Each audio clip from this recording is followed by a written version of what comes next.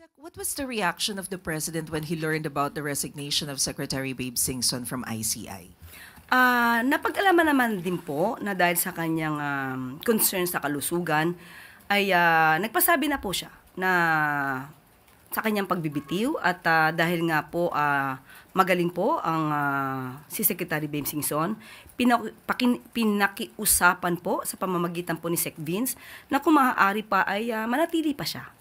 At dahil nga muli may concern po si Secretary Babes, iginagalang po yan ng ating Pangulo at nagpapasalamat po tayo sa napakagaling pong serbisyo po ni Babe Singson. I think, ma'am, one of his concerns ay yung funding for the ICI kasi ang na-mention niya, yung 41 million pesos na supposedly funds for ICI, sa dyaryo lang siya pero hindi talaga nakarating sa kanila. Was there a lack of government support sa ICI? Ano po ang nangyari sa funding na ito? Ayon po sa DBM, yung SARO po ay as early as September ay nandyan na po. Ang natatangi lamang po siguro nagkaroon ng konting delay ay yung pag-implement po or pagsasagawa po ng MDC at yung modified disbursement system. At ngayon po ay maitatanong po natin, yung pondo po ay nasa kanila na. Ma'am, ang kagabi, nagsalita rin po si Mayor Magalong. Sabi niya, nung time niya, nagpalawal din siya ng 30,000 pesos from his own pocket. Hindi na rin daw naibalik yun. And he also mentioned na he heard that one of the members of ICI is also planning to resign to follow the footsteps of Secretary Singson. Meron po ba kayong nakuhang information about this and how will this affect the operation and integrity of ICI? Patungkol po sa sinabi niya na mayroon pang kulang sa kanya, ipinakiusap na po natin since nandiyan na po yung pondo. Kung ano po yung pagkukulang sa may mga dapat na bayaran, bayaran na po agad.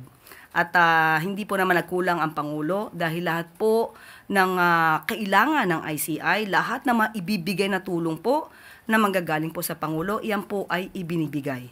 At patungkol po kung sino pa yung magre-resign, siguro mas maganda po siya na po yung kanyang, siya na po ay yung tanungin. Siya naman po nagbigay ng information. Yusek, good morning. Mismong si Secretary Singson po ang nagsabi na kulang sa ngipin, kulang sa kapangyarihan ng ICI at sa ngayon may mga pending measures in Congress na layong lumikha ng mas pinalakas at mas may kapangyarihang ICI, although ibang it goes with in a different name. Ano ho ang tugon ng Pangulo sa mga panawagang i-certify niya as urgent itong mga panukalang ito? Sa pag-aalam natin ay tapos na po yata. At sa Senado ay third reading na po yata. So, hintayin na lang po natin kung ano po yung kanilang versions. At kapag po ito nabasa naman ng Pangulo, ay tignan po natin. Pero does the President support the idea na kailangan natin ng mas malakas, mas makapangyarihang entity that will investigate corruption in infrastructure projects? Ang lahat naman po ng institusyon na mayroon pong power to investigate, lahat po dapat ay malakas. Meron po silang kapangyarihan. Pero sa ito po kasing isinagawa na ICI, Independent Commission, ito po ay batay lang po sa EO 94 at alam po natin na ang purpose nito ay to maging fact-finding commission. Hindi po para magbigay ng penalty sa hindi a-attend. At ito po ay tulong lamang makapag-concentrate para maimbestigahan, makapag-gather ng documents, facts, data para po matulungan yung ombudsman o yung DOJ. So, yun po talaga ang pinaka-purpose ng ICI. Ma'am, kanina po sa panayam sa isa sa aming programa, sinabi ni Ombudsman Remulla na ang direksyon po ay bubuwagin na rin ng ICI at ang Ombudsman na ang magte-take charge. Do you have any information to that effect?